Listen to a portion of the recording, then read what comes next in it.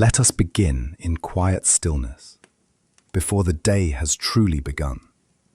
The cobbler's shop is hushed, a small timber-framed space that smells of earth, dust and time. It holds the soft dampness of a village morning, where fog rests low over the rooftops and dew purls along the window glass. In the corner of the room, a low wooden bench stretches beneath a narrow window pane. Its surface is scarred, scratched, stained, a long memory of work. This is no ordinary table. This bench has listened to decades of quiet labor. The hush of fingertips over hide, the hush of thread tugged taut, the hush of thought, and resting on this bench are the tools. They are not many, but they are enough. Let's begin with the awl. It lies near the edge of the bench, its handle darkened by the oils of many hands. The awl is simple, a smooth wooden grip, fitted with a tapered iron spike. Its purpose is to pierce leather, to create the first quiet opening for thread to pass through. The tip is not razor sharp, but honed, worn just enough to nudge through the thick hide without tearing it. It has no polish, no flourish, and yet it is indispensable. Beside it lies a hammer, not the heavy kind used by blacksmiths, but a smaller, gentler cousin. This cobbler's hammer has a broad, flat face and a curved claw opposite. Its shaft is pale ashwood, rubbed soft by generations. The hammer flattens seams, drives wooden pegs, coaxes heels into place. When it strikes, it does not ring, but thuds softly with the rhythm of a heartbeat. And here, to the right, rest the lasts. If you've never seen one, imagine the shape of a foot, but made from solid wood. Each last is carved smooth, with a curve at the arch and a gentle rise at the heel.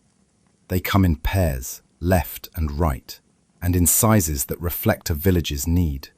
A child's last, a man's, a narrow one for a maiden's slipper. Each tells its own quiet story. One bears a small burn, as though it once rolled too near a hearth. Another has a notch, where the cobbler's own blade must have slipped long ago.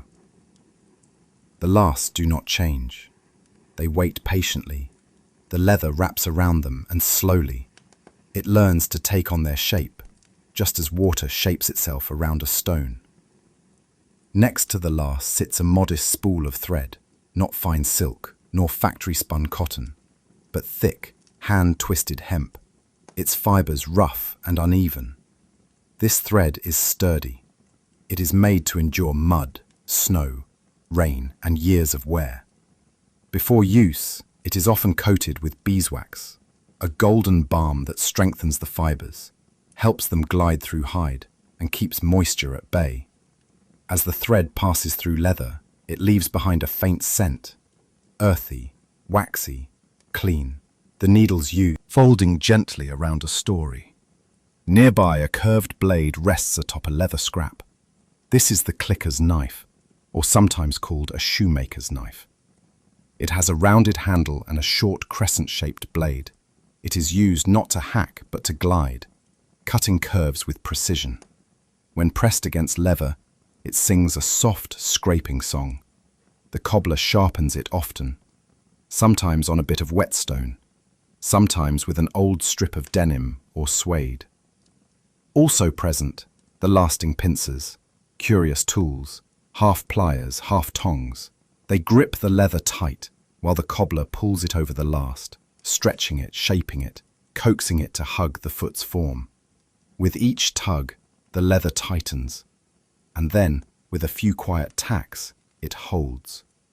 Scattered throughout the bench are small pots and jars. One contains paste, made from flour and water, sometimes stiffened with hide glue. Another holds oil, linseed or tallow, rubbed into soles to make them soft and flexible. There may be a small stone bowl filled with nails, not the sharp, thin ones you might imagine, but thick, square-cut pegs, short and stubby, designed to hold a heel firmly in place. There's also a measuring stick, not with numbers, but with worn marks scratched by hand. Each mark corresponds not to inches or centimeters, but to remembered feet. Farmer Thomas, Elspeth the baker's wife, apprentice boy in the green cap. The cobbler does not need precision in the modern sense. He needs familiarity, memory, pattern, experience. He knows how much leather to cut, not by ruler, but by feel, the way a musician tunes their instrument by ear alone. In the far end of the room, a small chest holds scraps, bits of worn leather, soles too thin to reuse, but not yet discarded. Nothing is thrown away lightly. A patch, a reinforcement, a test cut, all may yet be useful. And on a tiny shelf above the workbench, a candlestick, a pipe, and a worn cloth for wiping hands. These are not tools of the trade, but they are companions to it. The candle provides light long after dusk. The pipe offers comfort in pauses. The cloth, stained and frayed, cleans blade and brow alike. Lastly, one must mention the stool, a low, three-legged seat unevenly carved, smoothed not by planing, but by decades of sitting. It creaks softly when the cobbler settles into it each morning. From here he begins his work, not hurriedly, but with reverence. Every tool within arm's reach, every movement practiced, every stitch a quiet offering to time, to patience, to care. These tools, they are not flashy. They do not shine or hum or sing, but they are steady, they are loved, and they are ready. This is the gentle heartbeat of the workshop, the first breath of the day. No rush, no noise, just the tools waiting. And the hands. The morning has deepened. Outside, the cobblestone lane glistens with dew. In the still air, you can hear the muffled clatter of distant hooves, perhaps the baker's cart arriving in town. But here, inside this quiet shop, everything is still. The cobbler stands beside his bench. The window now glows a soft gold. The sun, gently climbing past the eaves of thatched rooftops, filters in with no rush. It warms the edge of the bench, and slowly, like a cat stretching itself into the light, the room begins to wake. The work of the day is ready to begin. On the bench lies a single sheet of leather, full grain, tanned with oak bark, supple yet firm. It is not new, nor freshly dyed. It has rested for days. The cobbler does not rush this process. Leather, like bread dough or aged wood, must be given time to breathe, to settle, to soften. With practiced hands, he lifts the hide. It has a pleasant weight to it, like folded cloth dampened by spring air. He unfurls it slowly across the bench. The surface is uneven in colour, darker along the edges, with lighter cream-coloured whorls near the centre, a natural pattern, no two pieces alike. There is beauty in its imperfection. He lays a last beside the leather. This one, a men's size, slightly broad, with a square toe, has been chosen carefully. It belonged once to a farmer who walked great distances daily, from hedgerow to field, from pasture to village. The last now becomes the pattern. The cobbler sets it atop the leather and slowly traces its outline with chalk, soft, crumbling white that leaves a faint mark. No sharp lines, no measuring tape, just a gentle whisper of shape. The outline is steady, a long oval, then a gentle slope where the arch falls and the rise at the heel. The chalk curls under the cobbler's fingers, leaving a powdery trail that will soon vanish beneath a knife. Next comes the upper. For this, the cobbler works from memory, sketching curves that will later be sewn into place. He allows the leather to tell him where it wants to bend, to fold. His blade follows the chalk, not rigidly, but naturally. There is a subtle dance between hand and hide. The knife slices quietly. It does not tear, but slides, like silk against skin. You can hear it if you listen. A soft shh, like wind through dry grass.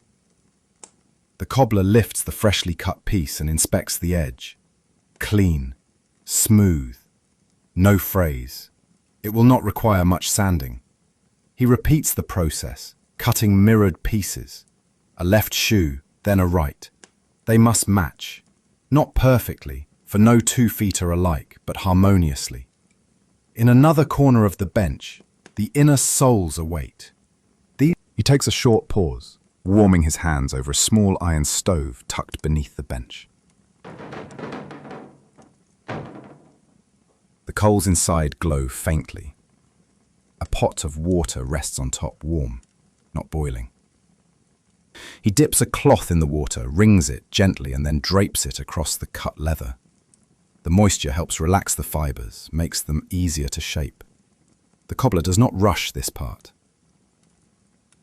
He watches the steam curl upward. He hums quietly, an old tune, perhaps something his father once sang. It is not a song of work, but of rhythm, of breath, of staying with the task until it tells you when it's done. He selects his awl, now warm from the sun, and the first hole is pierced. Then another, a line of small, perfect circles along the edge of the upper. They are barely visible, but they matter. Every stitch will pass through these. Everyone must be spaced precisely, not by ruler, but by instinct, experience.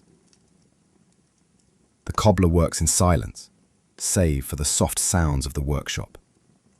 The low hum of bees outside the window, the subtle creak of the stool beneath him, the muffled knock of wood on wood as tools shift into place. He smooths the heel counter, a curved piece, cut from thicker stock, meant to reinforce the back of the shoe.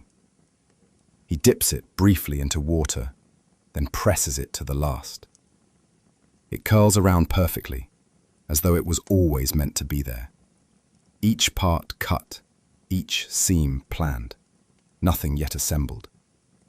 But the shoe is beginning to take shape, in pieces, in memory, in anticipation.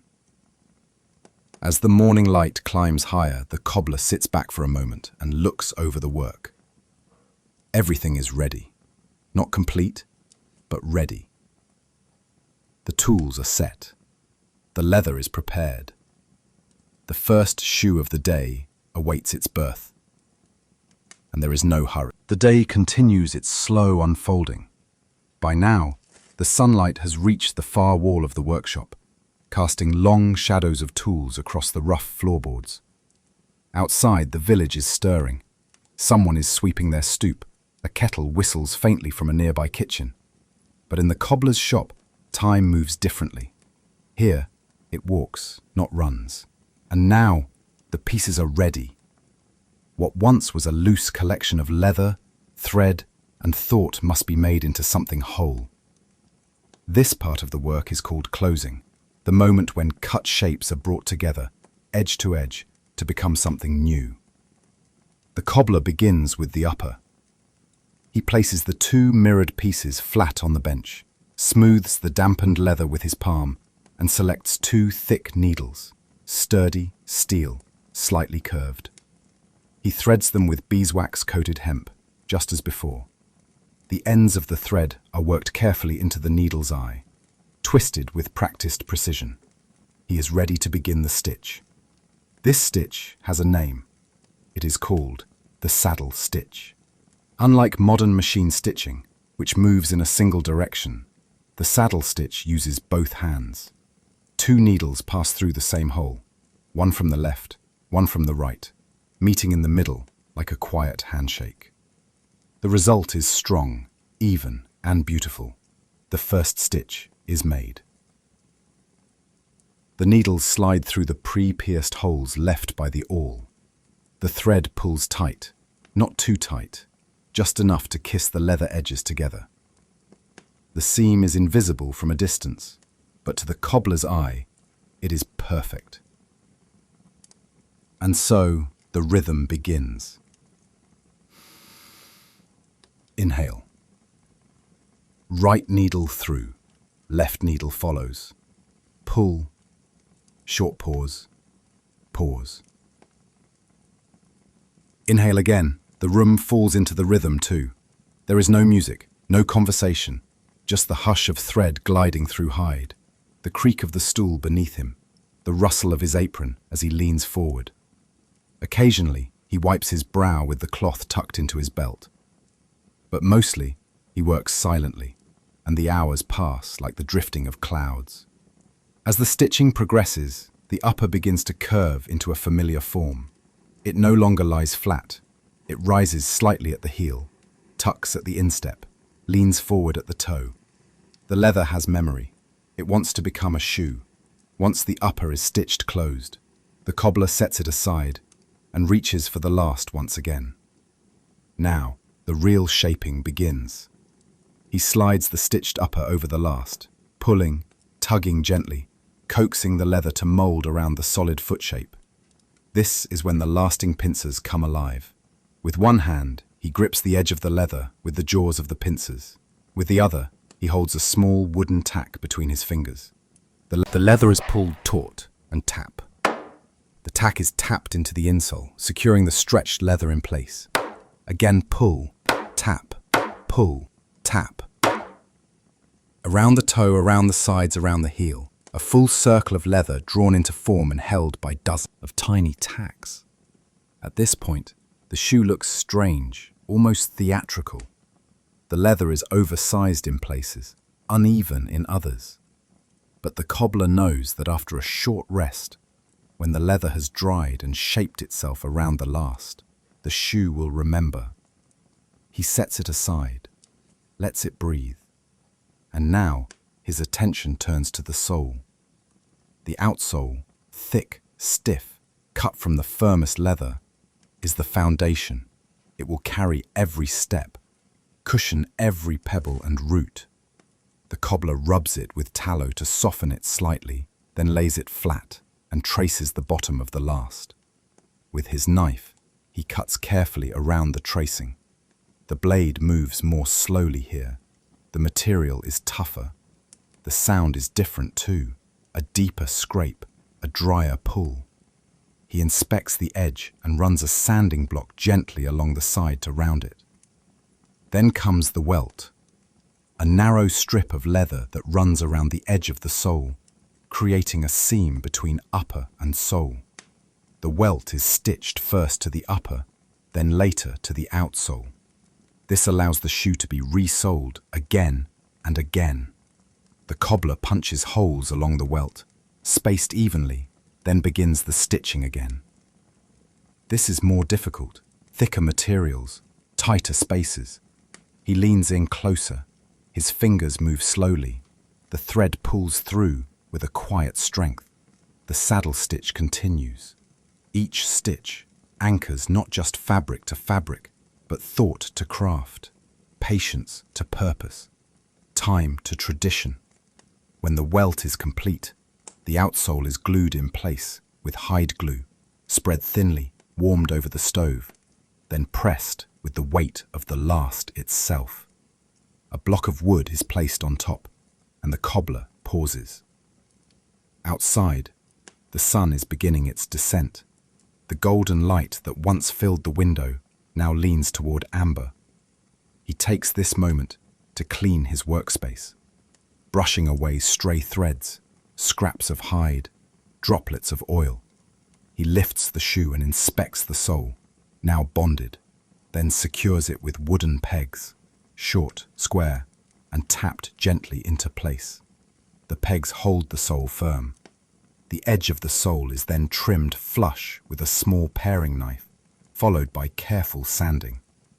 The cobbler runs his fingers along the edge, not once, but 3, 4, 5 times, feeling for imperfections, listening with his hands, and finally, he burnishes the edge with a bit of beeswax and a smooth piece of bone, rubbing it until the edge darkens, shines slightly, and becomes a single, unbroken line.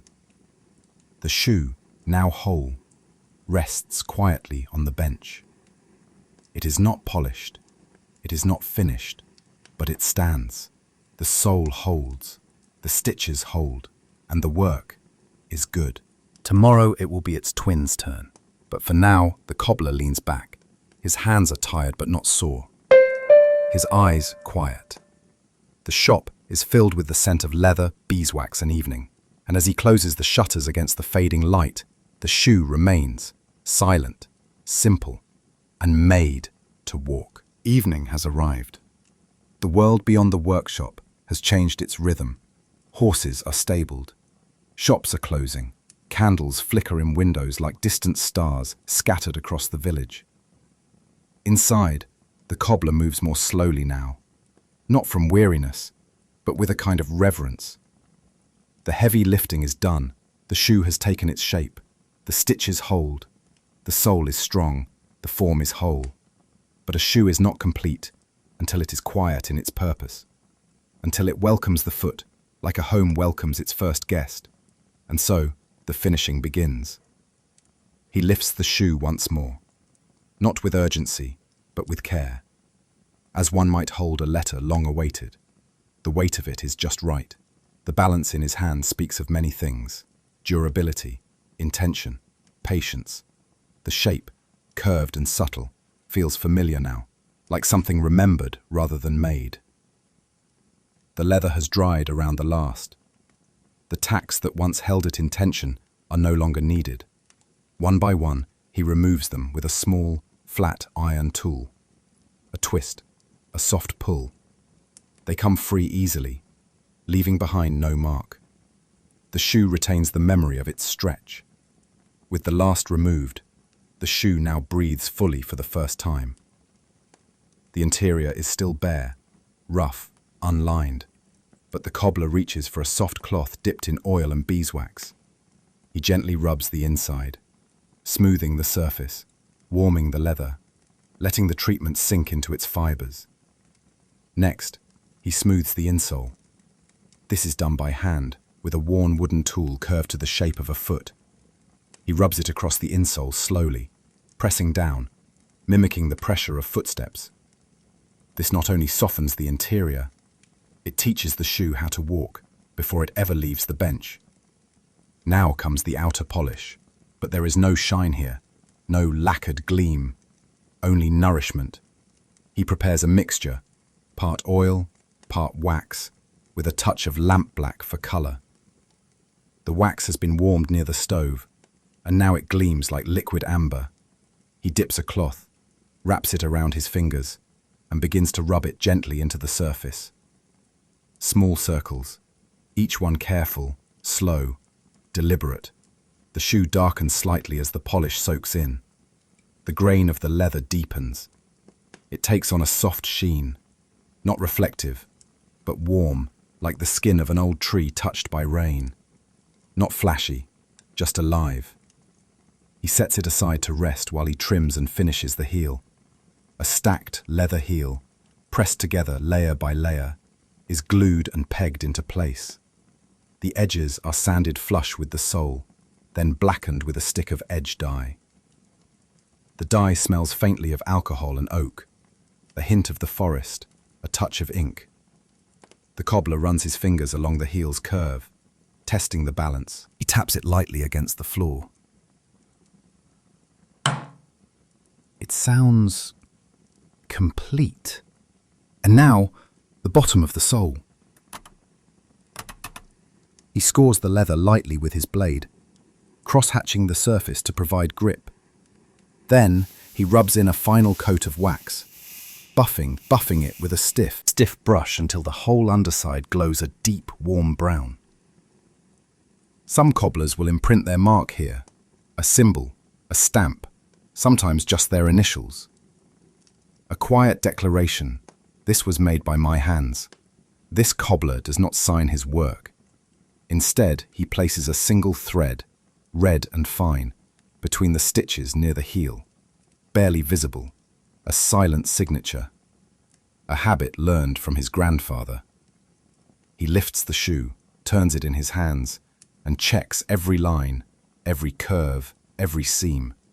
He does not look for perfection.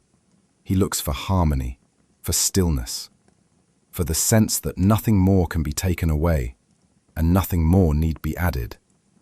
And then he exhales. The shoe is done.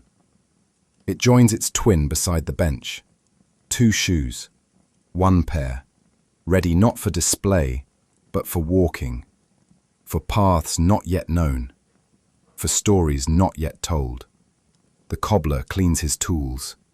He wipes the awl, coils the thread, sets each blade back into its pouch. The workshop grows dim. The light now comes from a single lantern hanging by the door. Its golden glow dances softly across the wooden surfaces.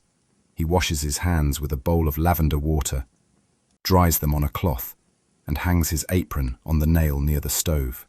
The stove, now cool, rests quietly in the corner.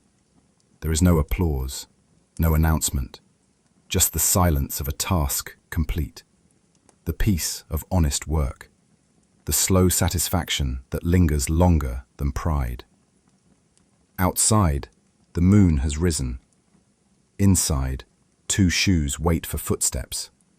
And the cobbler, he sleeps deeply tonight, satisfied. Now the shoes are complete, thoughtful. They rest side by side on the cobbler's workbench, quiet, humble, and full of possibility. They are not fancy, not meant for display. They were made to walk, to carry someone through the soft rhythms of an ordinary life. Curious. And so we imagine, what comes next? Inviting. Let us follow these shoes, not just across roads, but through time, excited. Our story does not end in the workshop. In truth, it is only beginning.